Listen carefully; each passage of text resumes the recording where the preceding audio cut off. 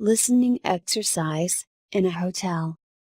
Hotel clerk, welcome to the Home Again Hotel, sir. How may I help you?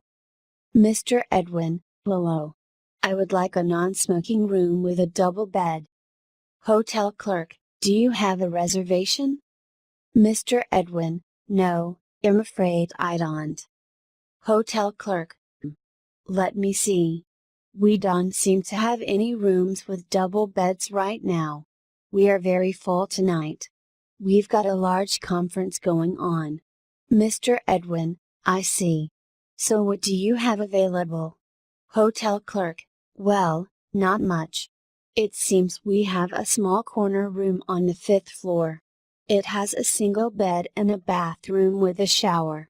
Mr. Edwin, and is it a non-smoking room?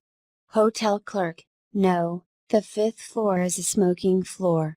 But that is the only room we have at this time.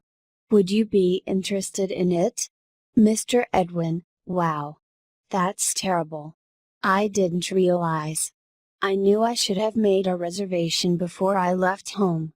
Hotel clerk, yes, you never know if we will have vacancies or not.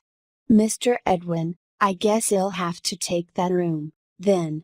I don't have time to look for another hotel. Hotel clerk, great. First, let me just have your name.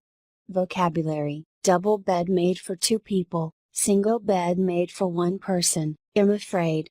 A polite way to give some bad news: smoking and non-smoking rooms, floors in buildings that allow or don't allow smoking, at this time right now. Would you be interested? A polite way to say do you want? You never know.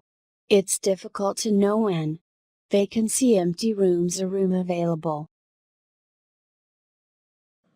Thanks for watching. Please share and like if you enjoyed the video. Thanks so much. Please subscribe to update new videos.